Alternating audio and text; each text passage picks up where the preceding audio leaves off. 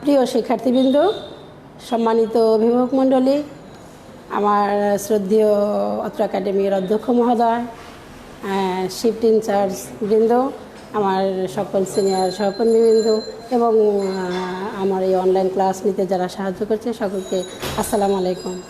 প্রিয় শিক্ষার্থীবৃন্দ, কেমন আছো তোমরা সবাই? আশা করছি সবাই ভালো আছো, আমিও ভালো আছি। আজকে আমি তোমাদের সামনে হাজির হয়েছি ষষ্ঠ শ্রেণীর একটি বাংলা ক্লাস নিয়ে, বাংলা প্রথম পত্র। তো ক্লাসে যাওয়ার আগে আমি গুরুত্বপূর্ণ কয়েকটি কথা তোমাদের সাথে শেয়ার করছি। কথাগুলো হচ্ছে যে করোনাকালীন এই সময় আমাদের বাংলাদেশের যে প্রধানমন্ত্রী, বাংলাদেশ সরকার যে তোমাদের নতুন এই মাসে একটা শর্ট সিলেবাস রেডি করেছেন, যেটা 30 দিনের একটা শর্ট সিলেবাস, যার আলোকে আমাদের তোমাদেরকে কী করতে হবে, অ্যাসাইনমেন্ট তৈরি করতে হবে। তারই ধারাবাহিকতা আজকে থেকে ক্লাস আমাদের আহমেদ বাওয়ানী একাডেমিতে অনলাইন ক্লাস শুরু হয়েছে। তোমরা সবাই যে যেখানে আছো মোবাইল নিয়ে বসে যাও এবং লাইভ ক্লাসে অংশগ্রহণ করো, ক্লাসটি শেয়ার করো যাতে সবাই দেখতে পারে, বুঝতে পারে। আর এই 30 দিনের যে শর্ট সিলেবাস এবং অ্যাসাইনমেন্ট, এই যে বিষয়টি, এই কথাগুলো, এই বিষয়গুলো আমি কিছু বলছি, তারপরেও যদি তোমাদের আরও কিছু জানার থাকে তোমরা যার যার নিজ নিজ ক্লাস টিচারের সাথে যোগাযোগ রাখবে, ফোন করবে, কথা বলবে, স্যার এবং ম্যাডামদের কাছ থেকে বিস্তারিত আরও জেনে নিবে যে শর্ট সিলেবাসটা কী, কীভাবে কেমনি কী করতে হবে। তো আজকে আর দেরি করব না, আমরা যে ক্লাসটি শুরু করতে যাচ্ছি ষষ্ঠ শ্রেণীর বাংলা প্রথম পত্র, যে গল্পটি আজকে আমি তোমাদের সামনে আলাপ আলোচনা করব, সেখানে চলে যাচ্ছি। প্রিয় শিক্ষার্থীবৃন্দ, চলো যে আজকে তোমাদেরকে যে ক্লাসটি শুরু করব সেটি হচ্ছে, দেখো স্ক্রিনে কিছু ছবি দেখা যাচ্ছে, একটু মনোযোগ সহকারে দেখো। গুরুত্বপূর্ণ বিষয়টা, যে ছবিগুলো দেখে তোমরা অবশ্যই আন্দাজ করতে পারছো যে আমি আজকে কী পড়াবো, কী আলোচনা করব। দেখো 3টা ছবি আছে, 1, 2, 3। ছবিগুলো দেখে তোমাদের কি মনে হচ্ছে যে এটা কি? বলো দেখি, কি ছবিগুলো দেখে কি মনে হচ্ছে তোমাদের? না বোঝার কিছুই নাই। তোমরা জানো যে আমাদের দেশে যে একটা ঐতিহাসিক ঘটনা 1971 সালের মুক্তিযুদ্ধ, স্বাধীনতার যুদ্ধ, তারই কিছু ছবি এখানে দেখা যাচ্ছে। তো এই ছবিগুলো থেকে আমরা আন্দাজ করতে পারছি যে আজকে আমরা কি পড়তে পারি। তুমি কি পারছো আন্দাজ করতে যে ম্যাডাম আজকে কী নিয়ে আলোচনা করবে? তোমাদের বাংলা প্রথম পত্র পাঠ্য বইতে যে গল্পটি আছে মুক্তিযুদ্ধ ভিত্তিক, তোমরা যারা পড়েছো তারা অবশ্যই বলতে পারবা, এবং বইয়ের সাথে যাদের সম্পৃক্ততা আছে, গল্পগুলো পড়েছো বাসায় বসে, অবশ্যই বলতে পারবা যে আজকের গল্পটি হচ্ছে আমাদের কি, বলো দেখি, তোলপাড়। আমরা আজকে যেটা পড়ব সেই গল্পটির নাম হচ্ছে কি, তোলপাড়। তো তোমরা সবাই বই নিয়ে বসে যাও। এই তোলপাড় গল্পটি মুক্তিযুদ্ধ ভিত্তিক গল্প, এখানে থেকে অনেক কিছু শেখার আছে, আমাদের জানার আছে। তোমরা এই গল্পটি ভালো করে দেখবে, আমার ক্লাসটা মনোযোগ সহকারে শুনবে, বোঝার চেষ্টা করবে। আমি তোমাদের পরবর্তীতে প্রশ্ন করব যে গল্পটা থেকে আমরা কি শিখতে পারি, কি জানতে পারি। যে গল্পটি সবাই তোমাদের যে পাঠ্য বইটা আছে সে বইটা সামনে রেখে প্রথম থেকে দেখার চেষ্টা করো। যে আমরা যে গল্পটি শুরু করতে যাচ্ছি, তোলপাড়, এই গল্পটি লিখেছেন কে? শওকত ওসমান। তো তার সম্পর্কে আমাদের গল্পে যাওয়ার আগে জানা উচিত যে তোলপাড় গল্পটি লিখেছেন শওকত ওসমান, যার জন্ম কত সালে? 1917 সালে। কোথায়? হুগলি জেলার সিংহপুর গ্রামে শওকত ওসমান জন্মগ্রহণ করেছেন। তিনি অনেক কিছু লিখেছেন, গল্প, উপন্যাস, গ্রন্থ। তিনি ছোটদের জন্য যে কিছু বিশেষ গ্রন্থ লিখেছে, দেখো এই গ্রন্থগুলো খুবই গুরুত্বপূর্ণ। দেখো ওটন সাহেবের বাংলো, এই যে ওটন সাহেবের বাংলো, তার একটা বিশেষ উল্লেখযোগ্য গ্রন্থ। ডিগবাজি আর একটি গ্রন্থ, মস্কুইটো ফোন আর একটি গ্রন্থের নাম, তারা দুইজন, তার লেখা আরেকটি গ্রন্থের নাম ছোটদের নানা গল্প, তার একটা গ্রন্থের নাম পঞ্চসঙ্গী, তার আরেকটি গ্রন্থের নাম। তো তিনি ছোটদের জন্য যে মুক্তিযুদ্ধ ভিত্তিক অনেক গল্প বা অনেক কিছু লিখেছেন, এই গল্পগুলো তারই লেখা। তিনি একজন কথা সাহিত্যিক, তিনি একজন বাংলা সাহিত্যেরও অধ্যাপক ছিলেন। এরপর আসো যে তার এই যে শওকত ওসমান, তার এই নামটি হচ্ছে কি নাম? ছদ্মনাম। তার একটি প্রকৃত নাম আছে, সে নামটি কি জানো তোমরা? এটা একটা বিশেষ বিষয় যে তার প্রকৃত নামটি হচ্ছে আজিজুর রহমান। তো অনেক সময় পরীক্ষায় তোমাদের এই প্রশ্নটা থাকে, এমসিকিউ প্রশ্ন থাকে, জ্ঞানমূলক সৃজনশীলে জ্ঞানমূলকে থাকে যে শওকত ওসমানের প্রকৃত নাম কি। শওকত ওসমানের প্রকৃত নাম আজিজুর রহমান। এটা তোমরা অবশ্যই মনে রাখবা। আর জন্মসালটা মনে রাখবা যে শওকত ওসমান 1917 সালে জন্মগ্রহণ করেছেন। এরপরে যে গল্পটি, তোলপাড় যে গল্পটি, সে গল্পটি একটু দেখো, আমরা অল্প একটু পড়ি, তারপরে মূল গল্পটির সংক্ষিপ্ত সার বা মূল ভাব যেটা আছে সেটা আমরা দেখব। তোমরা বই সামনে নিয়ে দেখো বা স্ক্রিনে যদি দেখা যায় দেখো যে একদিন বিকেলে হন্তদন্ত সাবু বাড়ির উঠান থেকে মা মা চিৎকার দিতে দিতে ঘরে ঢুকলো। জয়তন বিবি হকচকিয়ে যায়, রান্নাঘরে পাক করছিল সে। তাড়াতাড়ি বেরিয়ে এসে শুধায়, কিরে এত চিক্কর পারস কেন? মা, ঢাকা শহরে গুলি কইরা মানুষ মারছে। এই যে 3টি লাইন আমি পড়লাম, এখানে দেখো যে সাবু একটি ছেলের নাম। এই লাইন থেকে বোঝা যাচ্ছে যে সাবু ছোট বয়সের একটি ছেলের নাম এবং তার মায়ের নাম হচ্ছে জয়তুন বিবি। এবং মা এবং ছেলের যে কথাটা, যে এই জিনিসটা আমরা গল্প, আসলে এটা ছোট গল্প, তো এই গল্প থেকে বোঝার চেষ্টা করব যে ভিতরের কথাগুলো কি। এই লাইন বাই লাইন আমরা পড়লেই বোঝা পারবো মূল গল্পটা কি, এখানে কবি লেখক কি বোঝাতে চেয়েছেন। যে মায়ের সাথে ছেলের কথা হচ্ছে, কে মারছে? পাঞ্জাবি মিলিটারি। দেখা যায় সাবু খুব উত্তেজিত, মুখ দিয়ে কথা তাড়াতাড়ি বের করে দিতে চাইলেও সে পারে না, কারণ শরীর থরথর করে কাঁপছে, হাতের মুঠি বারবার শক্ত হয়। মা, একজন দুজন না, হাজার হাজার মানুষ মারছে। কস কি হাজার হাজার? সব মানুষ শহর ছাইরা চইলা আইতেছে। এই যে কথাগুলো মা এবং ছেলের, এই কথাগুলো থেকে আমরা কি বুঝতে পারলাম? এই পড়াটুক থেকে বোঝা যাচ্ছে যে সে 1971 সালের মুক্তিযুদ্ধের ঘটনা, ঢাকা শহরে যে 25শে মার্চ কালো রাত্রে যে আমাদের উপরে যে অতর্কিত হামলা চলছিল, যে একাধারে গুলি করে যেভাবে পারছে আগুন জ্বালিয়ে পাকিস্তানিরা আমাদের বাঙালিদেরকে, আমাদের দেশের লোকজনদেরকে মারছে, সেই ঘটনা। এবং তারা শহর থেকে শহরের লোকজন শহর ছেড়ে সবাই যার যার মতো কোথায় যাচ্ছে? গ্রামে যাচ্ছে। এই যে 71 সালের সেই মর্মস্পর্শী ঘটনা শুনলে আমাদের গা শিউরে ওঠে। এই যে বিষয়টা বুঝতে হবে, খুবই মনোযোগ সহকারে তোমরা গল্পটা পড়বা এবং দেখো।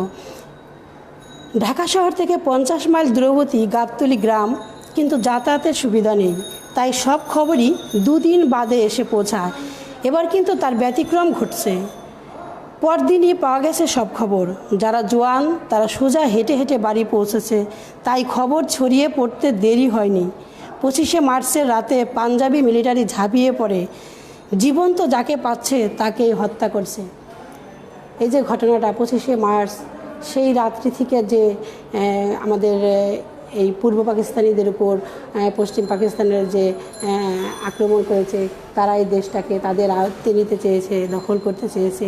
তো আমাদের দেশের 30 লক্ষ প্রাণের বিনিময়ে দীর্ঘ 9 মাস যুদ্ধের পরে আমরা এই স্বাধীনতাটা পেয়েছি। এই স্বাধীনতা ভিত্তিক গল্প, এই গল্পটা খুবই মর্মস্পর্শী, হৃদয়স্পর্শী। এই গল্পটা খুবই মনোযোগ দিয়ে শুনবে। এখান থেকে শেখার অনেক কিছু আছে। এখান থেকে তোমাদের এই বয়সে, তোমাদের 6ষ্ঠ শ্রেণীতে তোমরা পড়ো, এই বয়সে শেখার অনেক কিছু আছে, উজ্জীবিত করবে তোমাকে এই গল্পের মাধ্যমে। তো পরবর্তীতে আমরা চলে যাচ্ছি যে পরদিন সাবুর সামনে গোটা শহর যেন হুমড়ি খেয়ে পড়লো। তাদের বাড়ির পাশ দিয়ে গেছে জেলা বোর্ডের সড়ক, সেই পথে মানুষ আসতে লাগলো। একজন দুজন নয়, হাজার হাজার, একদম পিলপিল পিঁপড়ের সারি। গাবতলী গ্রাম তাদের গন্তব্য নয়, আরও দূরে যাবে তারা। কেউ কুমিল্লা, কেউ নোয়াখালী, কেউ ময়মনসিংহ, একদম গারো পাহাড়ের কাছাকাছি, আরও নানা এলাকায়। দারুণ রোদ্দুর মাথার উপরে আর ভিড়।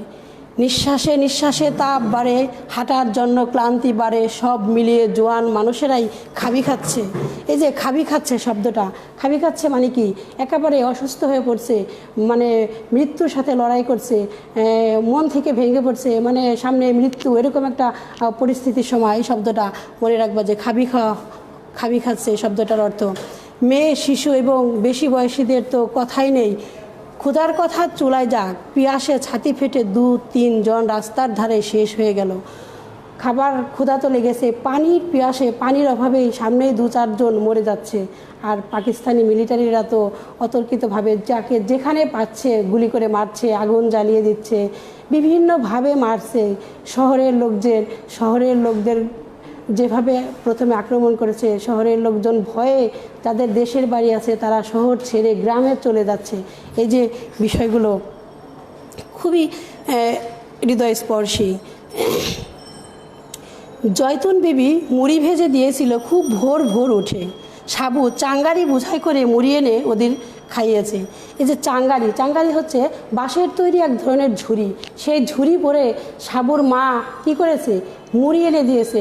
সেগুলো সেই শহর থেকে যারা গ্রামে যাচ্ছে লোকজন, ছোট বড় বৃদ্ধ বয়সী অনেক অসুস্থ লোক, মহিলারা, এই যে যারা গ্রামে যাচ্ছে তারা ক্ষুধায় তৃষ্ণার্তে সাবু তাদেরকে কি করছে, খাওয়াচ্ছে। তার মা মুড়ি ভেজে দিচ্ছে এবং খাওয়াচ্ছে, পানি খাওয়াচ্ছে।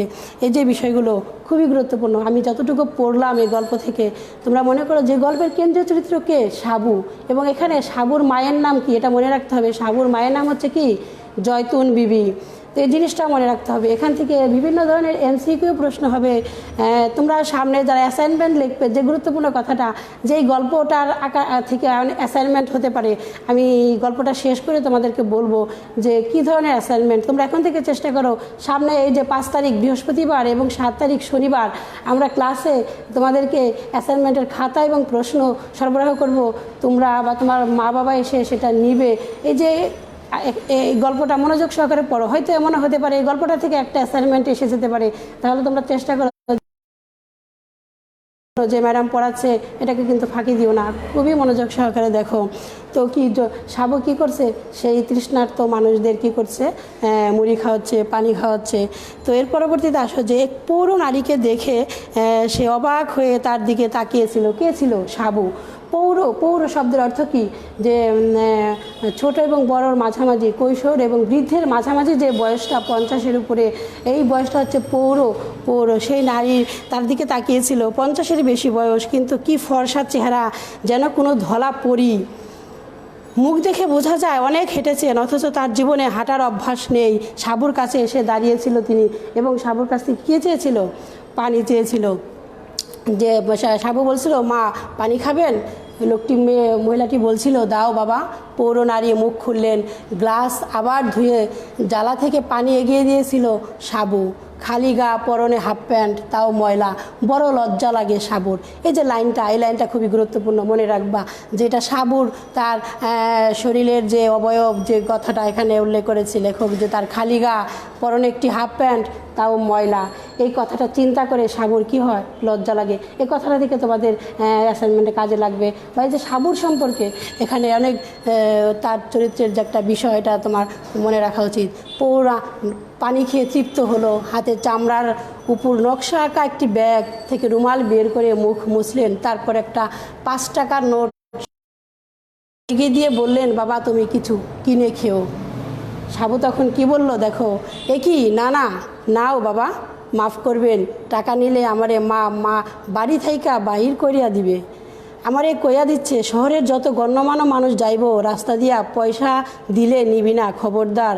সেই পৌর নারী একটু হাত ছেড়ে বসলেন। তোমার মা কিছু বলবেন না?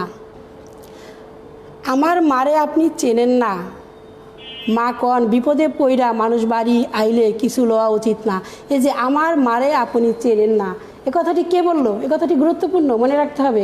পরবর্তীতে তোমাদের কাজে লাগবে, প্রশ্ন, অ্যাসাইনমেন্ট যাই করো, যে আমার মারে আপনি চেনেন না, এই কথাটি কে বললো? যদি কোনো প্রশ্ন আসে যে তোমাদের সৃজনশীলের অনুধাবনমূলক প্রশ্নে খ নম্বরে যদি এই প্রশ্নটা আসে যে আমার মারে আপনি চেনেন না, কথাটি কে বলল, কেন, কখন, কি অবস্থায় বলছিল, এই যে প্রশ্নটা অনুধাবনমূলক প্রশ্ন আসতে পারে। কথাটি কে বলছে? সাবু বলেছে যে আমার মারে আপনি চেনেন না। মা বলেছিল কি, বিপদে পড়া মানুষ বাড়ি আইলে কিছু লওয়া উচিত না, গরিব হইতাম পারি কিন্তু আমরা জানোয়ার না। শেষ কথাগুলোর পর নিরুপায় সেই নারী সাবুর মুখের দিকে চেয়ে বললেন, বাবা যদি কখনো ঢাকা শহরে যাও আমাদের বাড়িতে এসো। আপনাদের বাড়ি লালমাটিয়া ব্লক ডি। আমি মিসেস রহমান। যে পর্যন্ত আমি পড়লাম, যে গল্পটার যে মূল কথা, লেখক শওকত ওসমান যে জিনিসটা বোঝাচ্ছে যে সেই 1971 সালের সেই মুক্তিযুদ্ধের শুরুকার যে ঘটনাটা 25শে মার্চ কালো রাত্রির পর থেকে শহরের লোকজন কি হচ্ছে দল বেঁধে বেঁধে গ্রামে চলে যাচ্ছে, তারই একটা ঘটনার অংশ যে বিষয়টা যে সাবু এখানে উপলব্ধি করতে পারছে যে কি অবস্থা আমাদের দেশের মুক্তিযুদ্ধ। পুরো ঘটনাটা সাবু ছোট, বুঝতে পারছে না, তারপরে সে উপলব্ধি করতে পারছে। তার মায়ের কাছ থেকে তার মা তাকে বলছে, কিছু মুড়ি দিচ্ছে যে এই মানুষদের খাওয়াও, পানি খাওয়াও। এই যে ঘটনাটা মুক্তিযুদ্ধের আঙ্গিকে তৈরি। সাবু ভাবছে, বারবার ভাবছে যে এই পাকিস্তানি লোকজন কিভাবে আমাদের দেশের মানুষকে মারছে, তাদের একটু দয়া মায়া হচ্ছে না, জানোয়ারের মতো তারা আমাদের দেশের মানুষের শিশু, বৃদ্ধ, গর্ভবতী মহিলা মানে কাউকে ছাড় দিচ্ছে না। সবচেয়ে বড় একটা কথা, তারা চাচ্ছে আমাদের দেশটাকে দখল করে নেওয়ার জন্য। কিভাবে দখল করা যায়? এই দেশের মানুষদের, সবচেয়ে বড় বড় মানুষদের, ধরো বিশ্ববিদ্যালয়ের অধ্যাপক, কলেজের অধ্যাপক, স্কুল কলেজের টিচার, শিক্ষক, ডাক্তার, ইঞ্জিনিয়ার, এই গুণী মানি দেশের বড় বড় মাথা যে ব্যক্তিগণ, তাদেরকে ঘর থেকে ডেকে নিয়ে বাইরে লাইন ধরিয়ে দাঁড় করিয়ে গুলি করে একে একে মারছে। কত বিভৎস, কত খারাপ, জন্তু জানোয়ারের চেয়ে তারা খারাপ। সাবুর মনে এটা কি হয়েছে? উজ্জীবিত হয়েছে। সাবু মুক্তিযুদ্ধের এই দৃশ্য, সাবু একবার বলল যে শহর থেকে তাদের গ্রামের দিকে যে মানুষের ঢল নেমে আসছে, হয়তো আমি এই মানুষের স্রোত ধরে শহরে যেতে পারবো। আসলে ঢাকা শহরে কি হচ্ছে তার মন আজকাছিয়ে বলছিল যে ঢাকা শহরে কি হচ্ছে এটা দেখা তার ইচ্ছে জাগছিল। এবং এই যে এই ঘটনাটা সাবুর মনের মধ্যে, মানে এই যে চেতনাটা, তোমাদের প্রত্যেকেরই উচিত যে আসলে যে মুক্তিযুদ্ধের যে ঘটনাটা, এই চেতনাটা তোমাদের মনের মধ্যে ধারণ করা উচিত, লালন করা উচিত। তোমাদেরকে উজ্জীবিত হতে হবে যে ভবিষ্যতে কোনো বিপদ আসলে, কোনো ঝড় ঝঞ্ঝা, এই যে তোলপাড় গল্পটি, তোলপাড় নাম থেকে বোঝা যাচ্ছে যে এখানে কি হচ্ছে, এই যে বিষয়গুলো, সেগুলো তোমরা মোকাবেলা করার সাহস পাবে কিনা, সেগুলো মোকাবেলা করার জন্য তোমরা রাজপথে গিয়ে নামবা কিনা। এই যে উজ্জীবিত, সাবু কিন্তু এখানে এগিয়ে এসেছিলো সে ছোট থেকেই, যে এই যে লোকজনকে সাহায্য করছে, পানি খাওয়াচ্ছে, মায়ের দেওয়া খাবার খাওয়াচ্ছে, এটা সাবুর ভিতরকার একটা উজ্জীবিত। তো পরবর্তীতে চলো যে যে গল্পটা আমি একটু বাদ দিয়ে শেষের দিকে যাচ্ছি, যে পুরো গল্পটা তোমরা বই দেখে পড়ে নিও। তো যে সমস্ত কাফেলা, এই যে দল বেঁধে যখন মানুষজন গ্রামে যাচ্ছিল, 10 জন 12 জন 15 জন এভাবে যখন একসঙ্গে যাচ্ছে, তখন একটা কাফেলা সৃষ্টি হচ্ছে। কাফেলা কি? যে মানুষ একসঙ্গে সারিবদ্ধভাবে দেশে যাচ্ছে, সেই কথাই এখন লেখক এখানে বুঝিয়েছে। নারীদের মধ্যে একজন ফুপিয়ে ফুপিয়ে কান্না শুরু করছিল, তখনই থেমে গেল। কে আর কথা বলবে এমন জায়গায়? মনে হচ্ছিল কতগুলো লাশ নিয়ে যেন সবাই হাঁটছে, যে কান্না, থমথমে ভাব, মনে হচ্ছে তাদের সাথে মানুষ, জীবন্ত মানুষ যাচ্ছে, কিন্তু মনে হচ্ছে তাদের কাছে কি যে লাশের বোঝা নিয়ে তারা হাঁটছে। কারণ চারদিকেই তখন লাশ, লাশের গন্ধ বাতাসে বহে, যে কথাটি আছে সেই অবস্থা। খাকি উর্দি পরা কতগুলো সিপাহী তার সামনে, আর সে তাদের লাথি মেরে মেরে ফুটবলের মতো গড়িয়ে নিয়ে যাচ্ছে। অসীম আক্রোশে তারা রক্ত টকবক করে ফুটতে থাকে। সেই সব দুশ্মন কখনো দেখেনি সে। কে দেখেনি? সাবু সেই সব দুশ্মনদের দেখেনি। সেই সব জানোয়ার কখনো দেখেনি সে, যারা তার দেশের মানুষকে বন্যার দিনের পিঁপড়ের মতো ভাসিয়ে নিয়ে যাচ্ছে জুলুমের দাপটে। সাবু দেখছে যে বন্যা যখন হয় পিঁপড়েগুলো কীভাবে ভেসে যাচ্ছে। তো এই যে তাদের জুলুমের দাপটে আমাদের দেশের মানুষগুলো এভাবেই ভেসে যাচ্ছিল। সাবুর মনে এটা খুবই খুবই দাগ কেটেছিল। অমন জন্তুদের মোকাবেলার জন্য তার কিশোর বুকে আশ্চর্য তোলপাড় সৃষ্টি হয়েছিল। দেখো সাবুর মনের মধ্যে এই যে পাকিস্তানি মিলিটারিরা যেভাবে আমাদের দেশের মানুষদেরকে হত্যা করেছে, মেরেছে, এই দৃশ্য দেখে সাবুর মনের মধ্যে, সেই ছোট্ট সাবুর মনের মধ্যে কিশোর বুকে আশ্চর্য তোলপাড় সৃষ্টি হয়েছিল। এই যে তোলপাড় শব্দটি লেখক এই গল্পের নাম যে দিয়েছেন তোলপাড়, এই সাবুর থেকে কেন্দ্রীয় চরিত্রটা সাবু, এবং তার বুকের মধ্যে যে মুক্তিযুদ্ধের ঘটনাটা, মুক্তিযুদ্ধের যে দৃশ্যগুলো তাকে এতটাই করেছে যে তার মনের মধ্যে দাগ কেটেছে, যে সে সহ্য করতে পারছে না। সে চাচ্ছে তাদেরকে কিছু করতে, কিন্তু সে তো ছোট, সে যা পারছে তাই করছে। তো পুরো গল্পটি শওকত ওসমানের এই পুরো গল্পটি খুব ভালো করে তোমরা পড়বা। পরবর্তীতে এই পুরো গল্পের যে মূল অংশটা, মূল ভাব, সারমর্ম বা সার সংক্ষেপ বা পাঠ পরিচিতি, এটা আমাদের জানা থাকা দরকার। এই যুদ্ধের ঘটনাটা, কারণ এর উপরে আমি তোমাদের বারবার বলছি, এই গল্পটার উপরেই তোমাদের অ্যাসাইনমেন্ট হতে পারে। ধরো 5 তারিখে যে তোমরা অ্যাসাইনমেন্টের খাতা এবং প্রশ্ন নিবে, বিভিন্ন শ্রেণী শিক্ষক, ষষ্ঠ শ্রেণীর সব তোমরা যার যার শ্রেণী শিক্ষকের কাছ থেকে যার যার ক্লাসরুমে এসে এই খাতা প্রশ্ন স্মরণ নিবে। তো এই মুক্তিযুদ্ধের উপর ভিত্তি করে যে গল্পটি আমি তোমাদের এতক্ষণ বললাম, এর উপরে একটা অ্যাসাইনমেন্ট থাকতে পারে। সুতরাং কি আজকে থেকে এটা চর্চা করো যে এর উপরে কী অ্যাসাইনমেন্ট হতে পারে। আমি বলবো একটু পরে কী ধরনের অ্যাসাইনমেন্ট হতে পারে, সেটা আমাদের কমনও পড়ে যেতে পারে যে বৃহস্পতিবারে আমরা যে অ্যাসাইনমেন্টের প্রশ্নটা পাবো। তো প্রিয় শিক্ষার্থীবৃন্দ, যে শওকত ওসমানের লেখা যে তোলপাড় গল্পটি, যে মূল ভাব, সে মূল ভাবটা একটু মনোযোগ সহকারে দেখো। পাঠ পরিস্থিতি এটা আমাদের অবশ্যই জানা থাকতে হবে যে মুক্তিযুদ্ধ আমাদের জীবনের সবচেয়ে গুরুত্বপূর্ণ এবং একটি উল্লেখযোগ্য ঘটনা। স্বাধীনতা যুদ্ধ, মুক্তিযুদ্ধ, 30 লক্ষ প্রাণের বিনিময়ে আমরা এই স্বাধীনতা পেয়েছি, এই মুক্তিযুদ্ধ পেয়েছি। এই মুক্তিযুদ্ধকে আমাদেরকে, এই স্বাধীনতাকে, স্বাধীনতার পতাকাকে আমাদের কী করতে হবে? রক্ষা করতে হবে, আমাদের জীবনের বিনিময়ে হলেও। তো এই যে তোমাদের যে ষষ্ঠ শ্রেণী, তোমরা 12-13 বছরের ছেলে মেয়ে, তোমাদের ভিতরে এই উজ্জীবিতটা হওয়া উচিত যে আমাদের এই স্বাধীনতাকে রক্ষা করতে হবে। কিভাবে রক্ষা করব? তোমরা লেখাপড়া করবে, মনে সৎ সাহস দেখবে, দেশ সম্পর্কে জানবে, নতুন পদ্ধতি, নিয়ম কানুন এগুলো সম্পর্কে তুমি জানবে, তাহলেই সচেতন হবে এবং বড় হয়ে আস্তে আস্তে কীভাবে তুমি স্বাধীনতাকে রক্ষা করতে পারবে সেটাও যখন বড় হবে সময়ের তালে তালে ধারাবাহিকভাবে আস্তে আস্তে জেনে নেবে, বুঝে নেবে এবং বুঝতে পারবে। তো এই যে পুরো গল্পটির শওকত ওসমানের লেখা যে তোলপাড় গল্পটি, এই যুদ্ধে যে পাকিস্তানিদের অত্যাচারের দৃশ্য দেখে একজন কিশোর কিভাবে তাদের প্রতিরোধ করার জন্য সংকল্পবদ্ধ হয়, শওকত ওসমানের তোলপাড় গল্পে তাই ব্যক্ত হয়েছে। অবশ্যই কিশোর সাবু গায়ের সড়কে শহর থেকে পালানো হাজার হাজার মানুষ দেখে অবাক হয়। অত্যাচারিত ক্লান্ত মানুষদের মুড়ি বা পানি পান করিয়ে সে সান্ত্বনা খোঁজে যে এই যুদ্ধের সময় সে নিজে কিছু করতে পারলো কি না। সে তো যুদ্ধ করতে পারবে না, কারণ সে ছোট। তাই সে চেষ্টা করেছে মায়ের দেওয়া মুড়ি এবং পানি সেই কিছু লোকদেরকে, যারা শহর থেকে গ্রামে যাচ্ছে বা এর মধ্যে অনেক মুক্তিযোদ্ধা আছে, তাদেরকে খাইয়ে সে নিজে একটু হলেও সান্ত্বনা পাচ্ছে যে আমি দেশের জন্য কিছু করতে পারলাম, যে একটু হলেও আমার অবদান থাকবে, যে সাবু এই চেষ্টাটা করছে এবং তার মনের মধ্যে এই কথাগুলোই বারবার উজ্জীবিত হয়েছে। সাবু দেখতে পায় নারী, পুরুষ, বৃদ্ধ নির্বিশেষে সবাই শহর থেকে পালাচ্ছে। পাকিস্তানিরা নির্বিচারে সবাইকে হত্যা করছে বলে তারা সংবাদ পায়। পুত্রবধূ, শিশু, নাতি নাতনিদের নিয়ে পলায়ন পর এক ধার্মিক বৃদ্ধ আক্ষেপে বলে, ইসলামের নামে পাকিস্তান প্রতিষ্ঠা করে। কথাটা দেখো, খুবই গুরুত্বপূর্ণ। আমরা সবাই জানি যে পাকিস্তান ইসলামিক রাষ্ট্র, সেই যে কথাটা দেখো খুবই গুরুত্বপূর্ণ। ইসলামের নামে পাকিস্তান প্রতিষ্ঠা করে সেই পাকিস্তানি বাহিনীর হাতে সন্তানদের আজ আমার হারাতে হলো। এক বৃদ্ধ সে কি বলছে, যে ইসলামের নামকরণ করে ইসলামের নামে যে পাকিস্তান রাষ্ট্র গঠন হলো, সেই পাকিস্তানি লোকজনের হাতেই আমার সন্তানকে আজকে মরতে হচ্ছে এবং আমরা আমাদের দেশকে হারাতে যাচ্ছি। সেই বৃদ্ধর মনের মধ্যে এই কথা, তার একটা ক্ষুব্ধ ভাব। শহর থেকে মানুষের অসহায়ত্ব, দুঃখ কষ্ট দেখে তার মন বেদনায় ভরে ওঠে। পাকিস্তানিদের প্রতি তার ঘৃণা বাড়তে থাকে। তাদের অত্যাচার মোকাবেলা করার জন্য কিশোর মন চঞ্চল হয়ে ওঠে। কার মন? কিশোর সাবুর মন।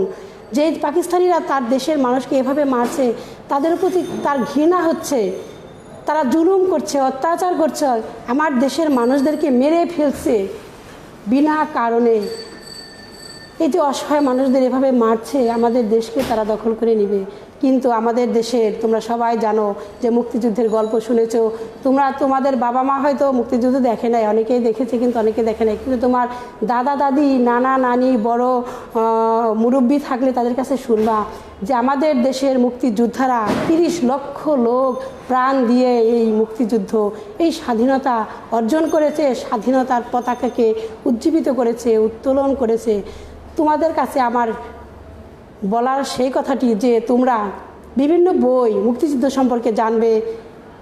এই যে মুক্তিযুদ্ধের যে গল্পটা, এই গল্পের মুক্তিযুদ্ধের ঘটনা 71-এ সেই মার্চ থেকে শুরু করে দীর্ঘ 9 মাস যে যুদ্ধ হয়েছে এবং এর যে কর্ণধার ছিলেন জাতির জনক বঙ্গবন্ধু শেখ মুজিবুর রহমান, তারই ঘোষণা তারই ডাকে সাড়া দিয়ে আমাদের দেশের সকল শ্রেণীর লোক, কৃষক, শ্রমিক, মজুর, সকল শ্রেণীর লোক এই স্বাধীনতা যুদ্ধে কী করেছে, জীবন দিয়েছে, অংশগ্রহণ করেছে, শহীদ হয়েছে, অনেকে বেঁচে আছে। আমরা তাদেরকে শ্রদ্ধার সাথে স্মরণ করি, সেই শহীদদের। আর যারা জীবিত আছে, সেই মুক্তিযোদ্ধা যারা এখনও জীবিত আছে, তাদেরকেও আমরা শ্রদ্ধার সাথে স্মরণ করি। তো এই গল্পটি তোমরা মনোযোগ সহকারে বাসায় আবার পড়বে, বুঝবে, এবং এই মুক্তিযুদ্ধের ঘটনা এটা নিয়ে তোমরা চর্চা করতে থাকো। আমি তোমাদেরকে বলবো যে সামনে অ্যাসাইনমেন্ট লেখার ক্ষেত্রে যদি তোমাদের প্রশ্নে এটা থেকে যায়, তাহলে তো এই বিষয়ে তোমাদেরকে অ্যাসাইনমেন্ট লিখতে হবে। তো এই আজকে থেকেই তোমরা এটা চর্চা করো, তোমার নানা নানি, দাদা দাদি বা বড় যারা মুরব্বী আছে তাদের কাছ থেকে শুনে, গল্প শুনে, মুক্তিযুদ্ধের সময় গ্রামের অবস্থা কেমন ছিল এবং শহরের অবস্থা কেমন ছিল। এই যে দুইটা পয়েন্ট, আমি দুইটা পয়েন্ট তোমাদেরকে বললাম, একটু গুরুত্ব দিয়ে শুনো।